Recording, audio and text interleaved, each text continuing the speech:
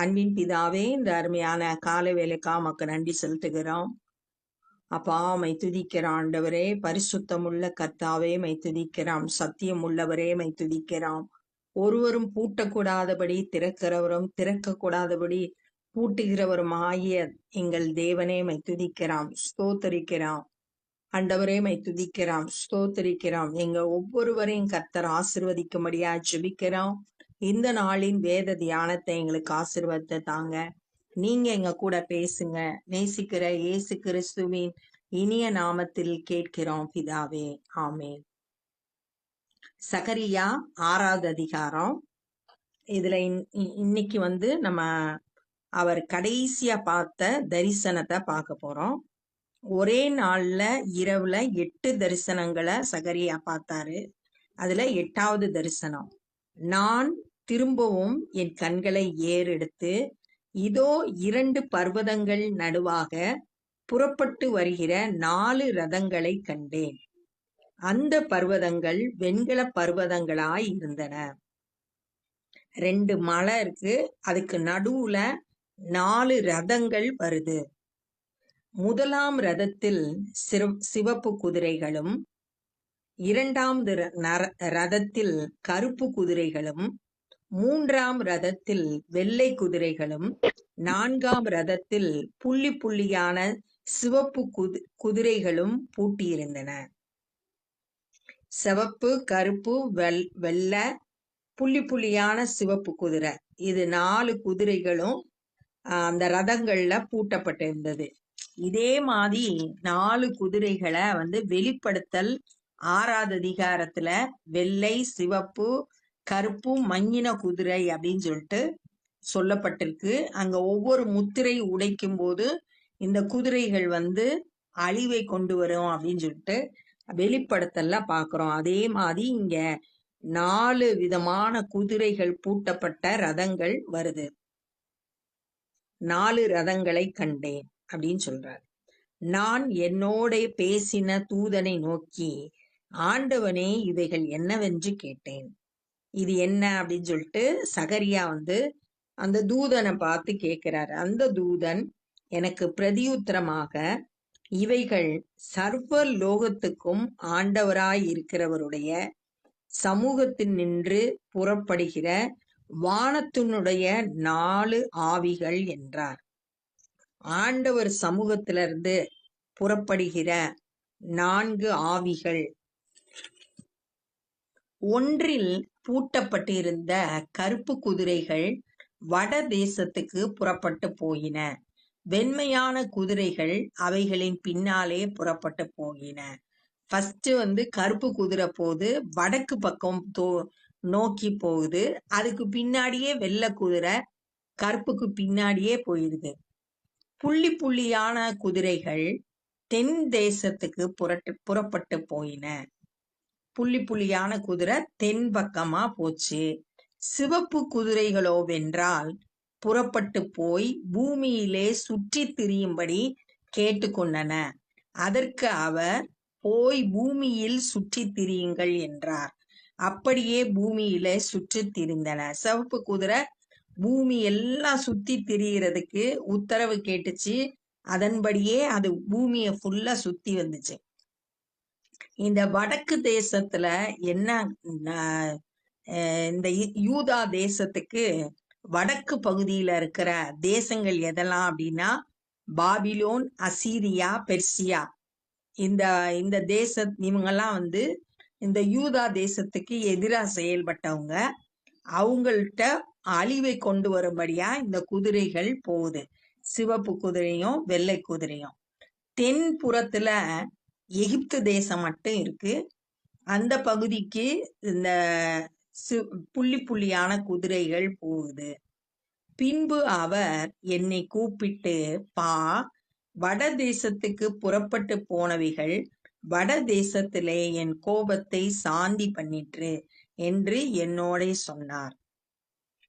வடக்கு பகுதியில போனது போய் ஆண்டவரோட கோபத்தை அமைதிப்படுத்துச்சு, அழிவை கொண்டு எதிரிகளை வீழ்த்தி அமைதிப்படுத்துச்சு. பின்பு கர்த்தருடைய வார்த்தை எனக்கு உண்டாகி, அவர் சிறையிருப்பின் மனுஷராகிய எல்தாயும் தொபியாவும் யெதாயாவும் பாபிலோனிலிருந்து வந்திருக்கும் அந்நாளிலே நீ போய் செப்பனியாவின் குமாரனாகிய யோசியாவின் வீட்டுக்குள் பிரவேசித்து அங்கே அவர்கள் கையிலே வெள்ளியையும் பொன்னையும் வாங்கி கிரீடங்களை செய்வித்து யோத்சதாக்கின் குமாரனாகிய யோசுவா என்னும் பிரதான ஆசாரியனுடைய சிரசிலே வைத்து.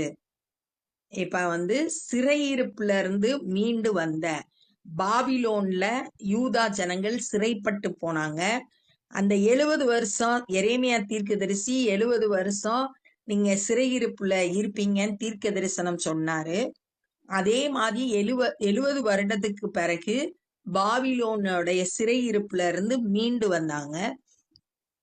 அந்த மீண்டு வந்த அந்த ஜனங்கள் இங்க 4 பேர் சொல்லியிருக்கு.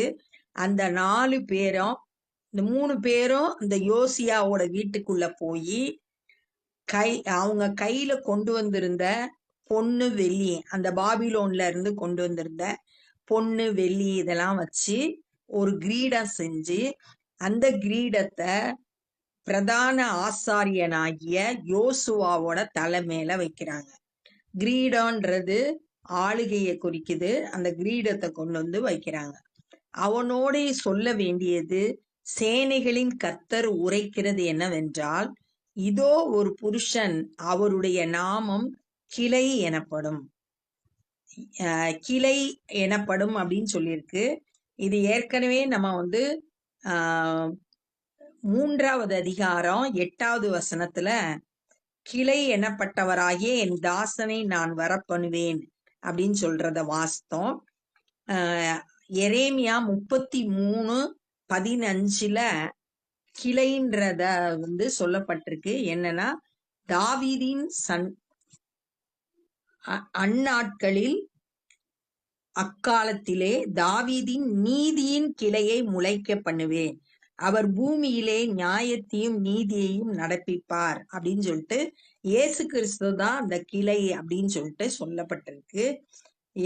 ஒரு புருஷன், அவருடைய நாமம் கிளை எனப்படும். அவர் தம்முடைய ஸ்தானத்தில் இருந்து முளைத்தெழும்பி கர்த்தருடைய ஆலயத்தை கட்டுவார். அவரே கர்த்தருடைய ஆலயத்தை கட்டுவார். அவர்தான் கர்த்தருடைய ஆலயத்தை கட்டுவார். அவர் மகிமை பொருந்தினவராய் தம்முடைய சிங்காசனத்தின் மேல் வீற்றிருந்து ஆளுகை செய்வார். அவருடைய சிங்காசனத்துல உட்கார்ந்து ஆளுகை செய்வார். அவர் ராஜாவா ஆளுகை செய்கிறார். தம்முடைய சிங்காசனத்தின் மேல் ஆசாரியராகவும் இருப்பார். ராஜாவாகவும் இருக்கிறாரு, ஆசாரியராகவும் இருக்கிறாரு அப்படின்னு சொல்லிட்டு சொல்லப்பட்டிருக்கு. ராஜா ஆளுகை செய்யக்கூடியவங்க, ஆசாரியர் ஆலயத்துல பலி செலுத்துறவங்க, ஜனங்களுக்காக பரிந்து பேசுகிறவங்க, பலி செலுத்தி அவங்களோட பாவத்துக்கான நிவர்த்தி செய்யக்கூடியவங்க. இயேசு கிறிஸ்து ராஜாவாகவும் இருப்பார், ஆசாரியராகவும் இருப்பார் அப்படின்னு சொல்லியிருக்கு. இது மெல்கிசேதேக்கின் முறைமையின்படி ஆசாரியராய் இருக்கிறது தான், ராஜாவாகவும் இருக்கிறது, ஆசாரியராகவும் இருக்கிறது. எபிரேயர் 7வது அதிகாரம் 17வது வசனத்துல சொல்லப்பட்டிருக்கு, மெல்கிசேதேக்கின் முறைமையின்படி அவர் பிரதான ஆசாரியராய் இருக்கிறாரு அப்படின்னு சொல்லிட்டு சொல்லப்பட்டிருக்கு. இது இயேசு கிறிஸ்துவை குறிக்குது. அவர் ராஜாவாகவும் இருக்கிறார், ஆசாரியராகவும் இருக்கிறார். இவ்விரண்டின் நடுவாக சமாதானத்தின் ஆலோசனை விளங்கும். இது ரெண்டின் நடுவாக ராஜாவாகவும் இருந்து ஆசாரியராகவும் இருந்து சமாதானத்தின் ஆலோசனை விளங்கும். ஆனா பழைய ஏற்பாட்டு காலத்துல ஒண்ணு ராஜாவா இருப்பாங்க அல்லது ஆசாரியரா இருப்பாங்க. 2 பேரும் சேர்ந்து இருக்கிறது மெல்கிசேதேக்கு. அந்த மெல்கிசேதேக்கு முறைமையின்படி இயேசு கிறிஸ்து ஆசாரியரா இருக்கிறார். இந்த கிரீடங்களோ வென்றால் கர்த்தருடைய ஆலயத்திலே ஏலேமுக்கும் தொபியாவுக்கும் யெதாயாவுக்கும் செப்பனியாவின் குமாரனாகிய ஏனூக்கும் நினைப்பூட்டுதலுக்கென்று வைக்கப்படுவதாக. இந்த கிரீடங்கள் ஏற்கனவே அவங்க கொண்டு வந்த பொன்னு வெள்ளியை வைத்து கிரீடங்கள் செய்து பிரதான ஆசாரியனாகி யோசுவாவோட தலையில வச்சாங்க. அந்த கிரீடங்களை இப்ப கர்த்தருடைய ஆலயத்துல நினைப்பூட்டுதலுக்காக அங்க கொண்டு போய் வைக்கிறாங்க. எதை நினைப்பூட்டுறதுக்கு? அவங்க சிறையிருப்புல இருந்து மீண்டு வந்ததை நினைப்பூட்டுறதுக்கு. தூரத்தில் உள்ளவர்கள் வந்து கர்த்தருடைய ஆலயத்தை கூட இருந்து கட்டுவார்கள். தூரத்திலிருந்து வந்து அவங்க பாபிலோன் தேசத்துல சிறைப்பட்டு போயிருந்தாங்க. அங்கிருந்து திரும்பவுமா வந்து ஆலயத்தை கட்டுறாங்க. அப்பொழுது சேனைகளின் கர்த்தர் என்னை உங்களிடத்தில் அனுப்பினார் என்று அறிந்து கொள்வீர்கள். ஆண்டவர் தான் என்னை அவங்க கிட்ட அனுப்புனாரு இந்த செய்தியை சொல்றதுக்கு அப்படின்றத அறிந்து கொள்வீங்க. ஆலயம் கட்டப்படும் போது நீங்க அறிந்து கொள்வீங்க. நீங்கள் உங்கள் தேவனாகிய கர்த்தரின் சத்தத்தை கேட்டு நடந்தீர்களானால் இது நிறைவேறும் என்று சொல் என்றார். கர்த்தரோட சத்தத்துக்கு கீழ்ப்படிஞ்சு நடந்தா ஆண்டவர் சொன்ன வார்த்தையின்படி ஆலயம் கட்டப்படும், அது நிறைவேறும் அப்படின்னு சொல்லிட்டு சொல்லப்பட்டிருக்கிறத பாக்குறோம். நம்மளும் கூட கர்த்தருடைய சத்தத்தை கேட்டு அதன்படி நடந்தா கர்த்தருடைய வாக்குத்தத்தங்கள் எல்லாம் நம்மளோட வாழ்க்கையிலும் தவறாமல் நிறைவேறும். அப்ப இந்த நாள்ல நம்ம என்னெல்லாம் பார்த்தோம்னா, சகரியா வந்து 8வது தரிசனத்தை பாக்குறாரு. அதுல வந்து 2 மலைகளுக்கு நடுவுல 4 ரதங்கள் வருது. அந்த 4 ரதங்களையும் முதல்ல சிவப்பு குதிரைகள் இருந்துச்சு, 2வது கருப்பு குதிரைகள் இருந்துச்சு, 3வது வெள்ளை குதிரை இருந்துச்சு, 4வது புள்ளி புள்ளியான சிவப்பு குதிரை இருந்துச்சு. இது என்னன்னு கேட்டப்ப கர்த்தருடைய தூதன் சொன்னாரு, இது ஆண்டவருடைய சமூகத்தில இருந்து புறப்படுகிற 4 ஆவிகள் அப்படின்னு சொல்லிட்டு சொன்னாங்க.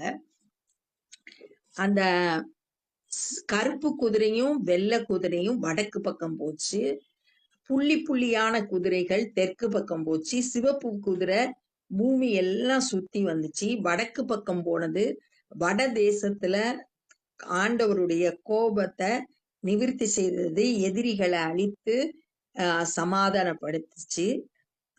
அடுத்ததா சிறையிருப்புல இருந்து மீண்டு வந்தவங்க, பாபிலோனிய சிறையிருப்புல இருந்து மீண்டு வந்தவங்க யோசியாவோட வீட்டுக்கு போய் அங்க வந்து பொன்னு வெள்ளி எல்லாம் வாங்கி கிரீடம் செஞ்சு பிரதான ஆசாரியருடைய தலையில வச்சாங்க. வச்சுட்டு கர்த்தர் அவங்ககிட்ட என்ன சொல்ல சொன்னாருன்னா, கிளை எனப்பட்டவர் எழும்புவாரு, அவர் தான் ஆலயத்தை கட்டுவாரு.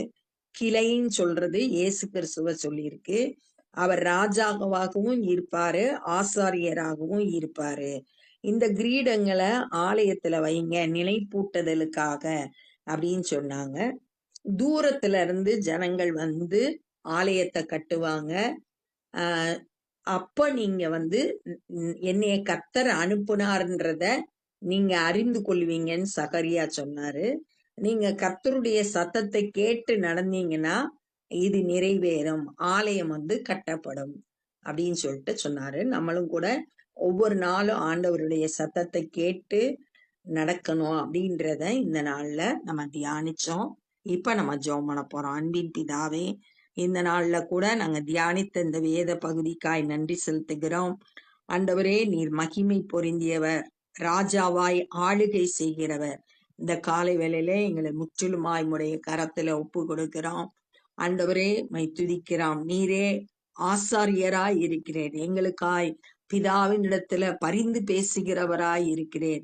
அதற்காமை துதிக்கிறோம், ஸ்தோத்திரிக்கிறோம். இந்த நாள்ல நாங்க தியானித்தபடி ஆண்டவரே உம்முடைய சத்தத்தை கேட்டு அதன்படி நடக்க எங்களுக்கு கிருபை தாங்கப்பா. எல்லா பொல்லாத வழிகளையும் விட்டு எங்களை விலைக்கு காத்து கொள்ளுங்க. எங்க ஒவ்வொருவரையும் தொட்ட ஆசிர்வதிங்க, பலப்படுத்துங்க. ஒவ்வொரு குடும்பத்திலையும் சமாதானமும் சந்தோஷமும் நிலைத்திருக்க கர்த்தர் உதவி செய்யுங்கப்பா. இந்த நாள்ல சுவிசேஷ பணியை செய்கிறவர்களை உங்க உங்க வல்லமையினால் நிரப்பி பயன்படுத்துங்க. அநேகர் ரட்சிப்பை பெற்றுக்கொள்ள உதவி செய்யுங்க. நாங்களும் மற்றவர்களுக்கு உம்முடைய அன்பை சொல்ல கிருபை தாரும். எல்லா துதி கன மகிமையும் மக்கே செலுத்துகிறோம். நேசிக்கிற இயேசு கிறிஸ்துவின் இனிய நாமத்தில் கேட்கிறோம் பிதாவே, ஆமென். என் ஆத்துமாவே கர்த்தரை ஸ்தோத்திரி, என் முழுவலுமே பரிசுத்த நாமத்தை ஸ்தோத்திரி. என் ஆத்துமாவே கர்த்தரை ஸ்தோத்திரி, கர்த்தர் செய்த சகல உபகாரங்களை மறவாதே. ஆமென். God bless you.